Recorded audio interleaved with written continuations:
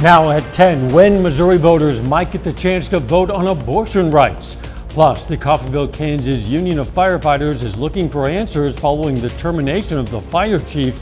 And professional football is making its way to Southwest Missouri. We'll have details. The 4 states' most watched news starts now. Missouri voters could decide whether to restore abortion rights in the state. This is KOAM News at 10. I'm Dow Quick. The issue could go to a vote if constitutional amendments made public today make it to the 2024 ballot. The proposals would amend Missouri's constitution to protect abortion rights as well as access to birth control. Currently, most abortions are outlawed in the state. There are exceptions for medical emergencies, but not for cases of rape or incest. Missouri Senate adjourned for its spring break early after a lengthy debate about a bill banning gender-affirming care for minors. That legislation is called the Missouri Save Adolescents from Experimentation, or SAFE Act. If passed, it would ban certain procedures such as puberty blockers and hormone therapy for transgender Missourians under the age of 18. Similar bills have been filed in both Missouri chambers before. Senate Democrats have been filibustering this bill for the past 2 days. Negotiations have been ongoing, but a deal was not reached before they adjourned. Some Oklahoma medical marijuana dispensary owners are unhappy that voters rejected a proposal to legalize recreational marijuana in the state. The failed measure would have allowed anyone 21 or older to buy and possess up to 1 ounce of marijuana in Oklahoma. Would have also opened sales to out-of-state residents. Because voters said no to the idea, the state is not issuing new licenses for dispensaries. Monica Dosey, an owner of a medical dispensary in Wyandotte called the Hippie Joint, says she's disappointed by the vote. Well, it's disappointing. We could have, with that passing, it would have drastically increased our business, obviously. Well, I think the way the bill was written, those people who have medical licenses are still going to be able to get those medical licenses. That wouldn't change. Oklahoma's medical marijuana program was approved in 2018. The city of Coffeyville, Kansas recently terminated its fire chief, Kenny Ward. KOAM's Amber Jenkins spoke to the local fire union about that unexpected termination. Coffeyville City Manager Mark Hill terminated Fire Chief Kenny Ward after disagreements on funding Coffeyville's hazmat team. According to the local union, Local 265 Firefighters Union, City Manager Hall refused to pay firefighters on the hazmat response team. Fire Chief had a meeting with the city manager over these circumstances, and as far as we know, he was fired on wrong terms. Despite only being in the position for about a year and a half, Fire Chief Kenny Ward was valuable to the firefighters in Coffeyville, mostly acting as a messenger between the fire station and the city. This year, we've been paid the same way, and then that's just kind of what snowballed into Chief Ward having our stance, understanding that this is the way it's been, but then city administration directing him to not do it that way.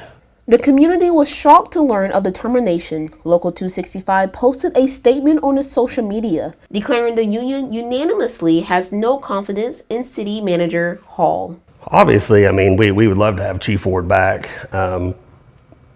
Whether that's going to happen is probably slim to none. We understand that. The firefighters union in Coffeyville want answers rather than to make assumptions on why Fire Chief Ward was unexpectedly terminated from his position. If they don't receive an answer or a statement in the coming days, they expect answers at the next City Hall meeting.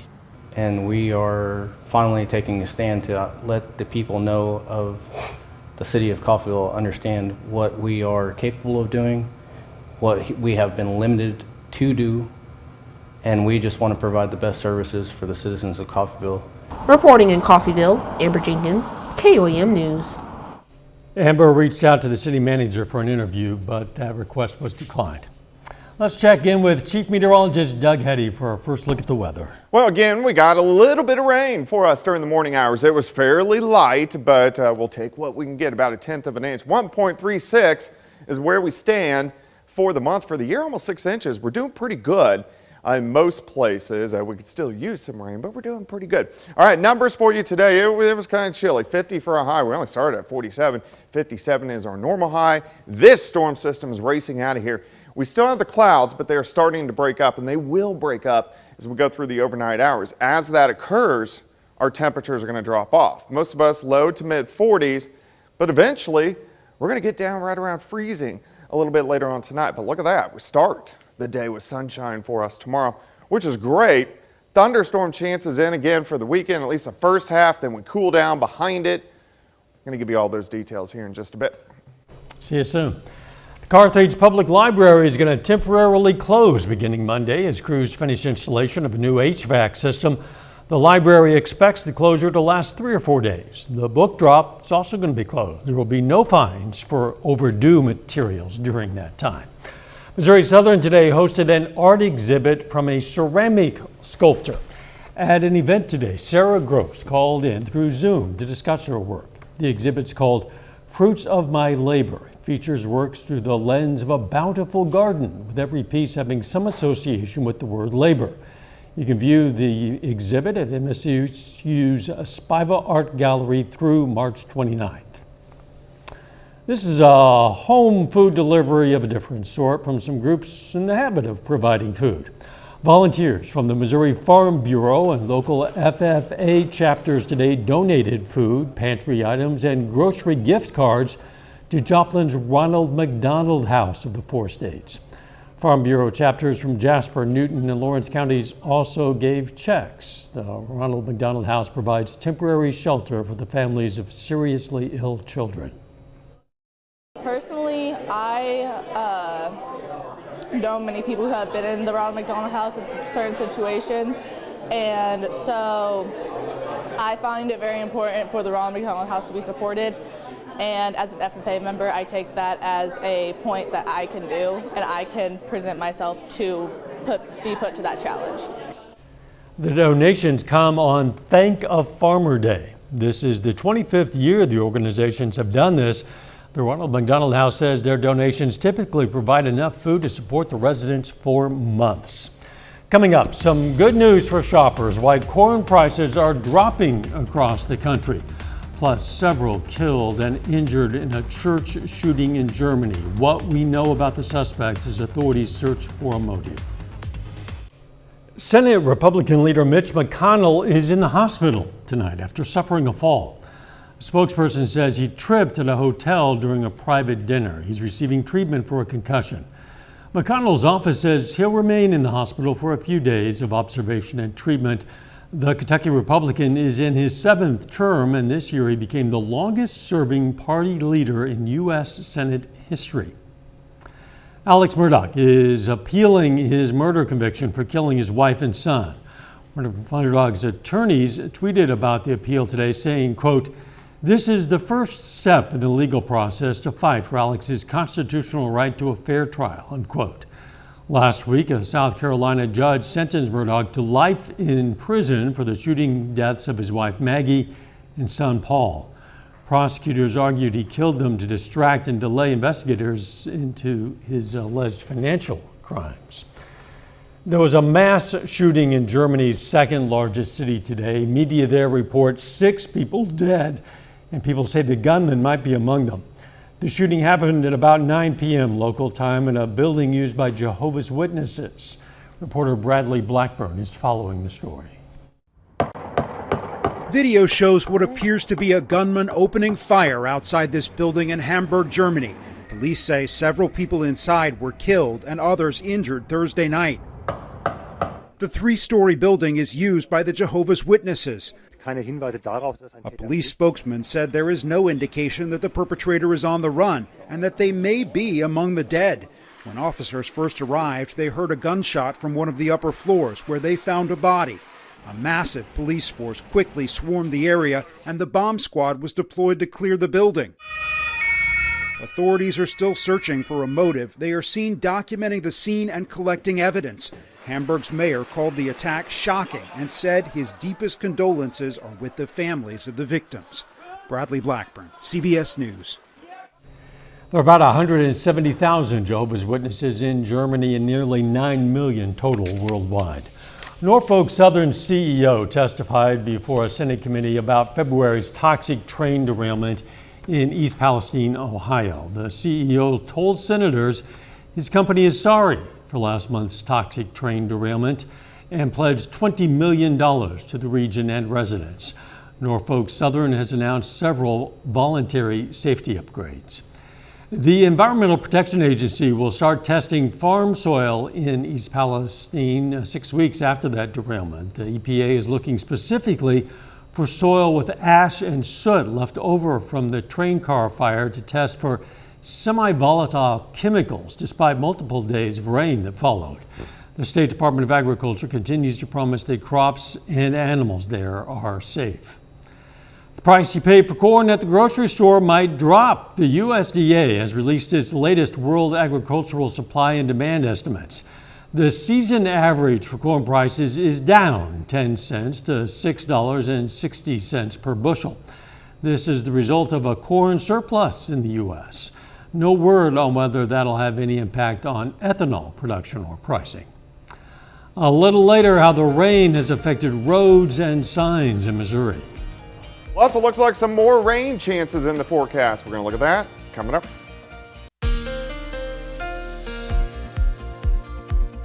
Well, it was a gloomy one once again for us today. We had the morning showers. Most of those got out of here early afternoon. Then the clouds stuck around the rest of the day. We haven't seen much in the way of sunshine over the past couple days. Nice shot, Indigo Sky Casino and Resort Indigo just outside of Seneca, Missouri. Look at these consistent temps past 36 hours. Mainly upper 40s to lower 50s. We're going to kind of stick there once again as we go into Friday. 40 in Independence, 46 in Grove, Pittsburgh 42, 41 in Cassville. Once the clouds completely break up, our temperatures will go down right around freezing, but still currently sitting at 44. The winds are calm, humidity is a little bit high. May get a little bit of patchy fog in spots later on tonight. Here's your overnight planner, 41 by 11 shortly. 33 by 7, low of 32, but at least we get some sunshine in the morning as these clouds start to break up. They're still fairly thick behind this storm system out toward the west. Here's that next wave, the western third of the country. Pretty strong storm system. It's going to head toward us. It'll be here Saturday morning. So until it gets here, we look okay. Chilly start, cold start, 30 to about 32. We do start with sunshine, which is great. We get some mid and upper level clouds in here by the noon hour. Most of us sitting into the mid 40s. And then those mid and upper level clouds continue to increase, but it's not going to be a bad day. It's going to be kind of chilly. I think most of us kind of sit in that 50 to about 53 degree range. 33 to start, 44 by noon, high temp 52. We're going to have northerly winds at about 5 to 10.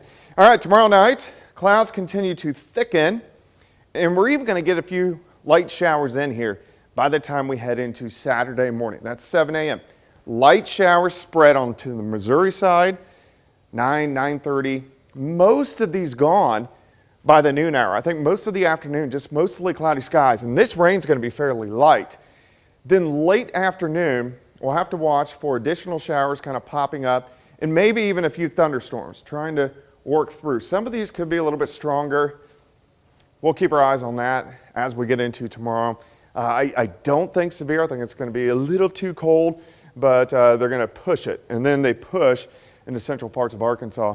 And then by Sunday, we look pretty good. So rainfall, not extremely heavy, but where we do get those heavier cells, yeah, the rain's going to be a little bit heavier. I think most of us kind of about 1/10 of an inch, but there are going to be some spots that get a little bit heavier rain. So tomorrow's dry.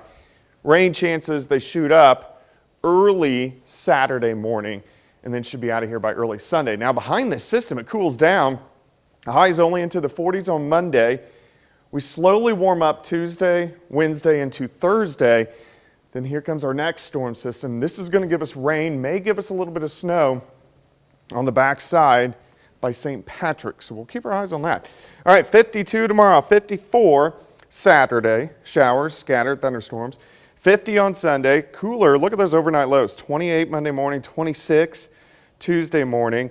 We warm up Wednesday and then go right back down late next week. Yeah, going way down. Smells overnight. Yeah, we got a lot of freezes still to go. So. Yeah, it's not good. Thanks, Doug. Rainstorms are taking a toll on Springfield roads, with some striping and signs being tough to see at night. Reporter Liam Garrity has more on what's causing the issues and the plans to fix them. This past week was rainy and cold for many drivers. Some say at night visibility was hard. The signs outside of town are minimal. They really aren't easily seen a lot of the time. At certain times, but again, it depends on the lighting of the road, or if it's just an open highway, it can be a little tougher. One thing drivers brought up, the conditions of road signs and reflective paint on the roads.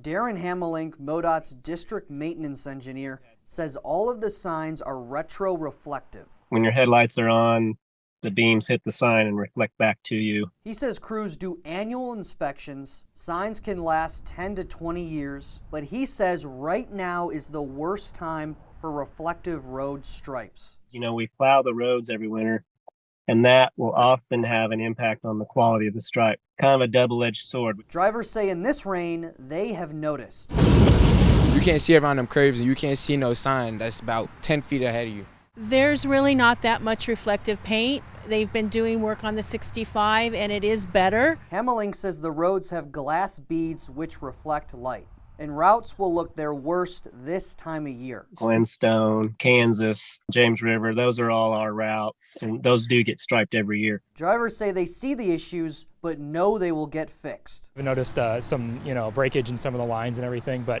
all in all, it's pretty good. MoDOT engineers say they're going to restrip major roads in the summer.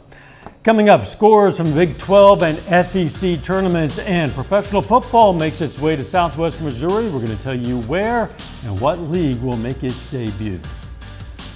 Kansas Jayhawks were without their head coach for their Big 12 tournament game today against West Virginia. Bill Self missed the game today because he was in the hospital with what the school says is an undisclosed illness.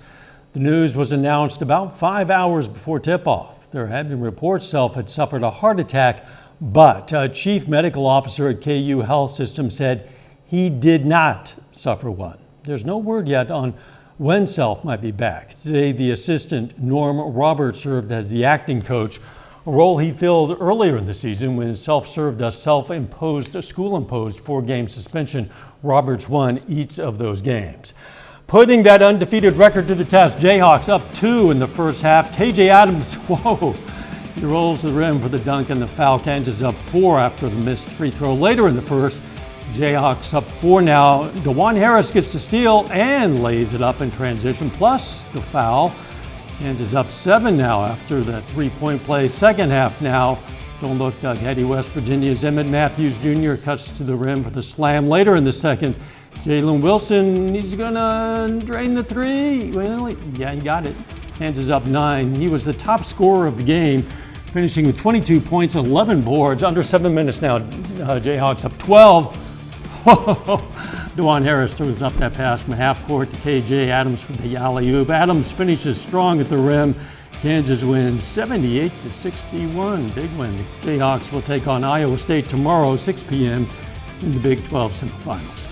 The Texas Longhorns squared off against the Oklahoma State Cowboys, and the Longhorns won convincingly, 60-47.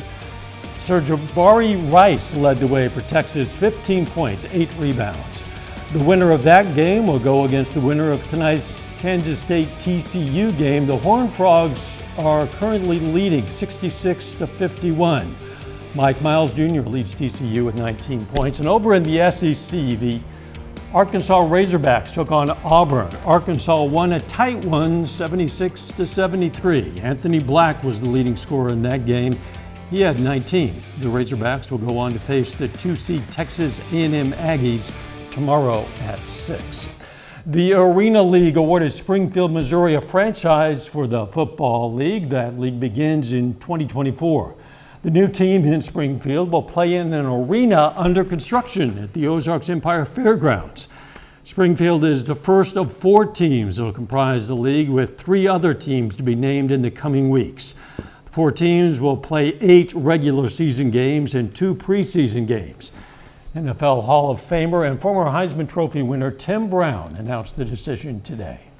It is my pleasure to announce that Springfield will be the first city that the Arena League will be presented. Brown is going to serve as the league's commissioner. Other cities that have been in the running include Little Rock, Kansas City, Oklahoma City, Waterloo, Rockford, Dubuque, and Duluth. League officials say they want to keep the other franchises in the same region to cut down on travel expenses. And that is a look at sports, a trip back in time to the Wild West, sort of, next. Hey, time to saddle up, cowboys and cowgirls, because Carthage is going back to the Wild West. On a smaller level, Tiger Prep Academy students at Columbian Elementary in Carthage had their annual kids rodeo. No, they do not lasso kids. There were 4 rotations of activities: barrel racing on stick horses, feeding cows, roping a calf with hula hoops, and a cowboy boot and shirt relay. I think I just like for them to have fun. They laugh, they play with their friends. It's just a fun time.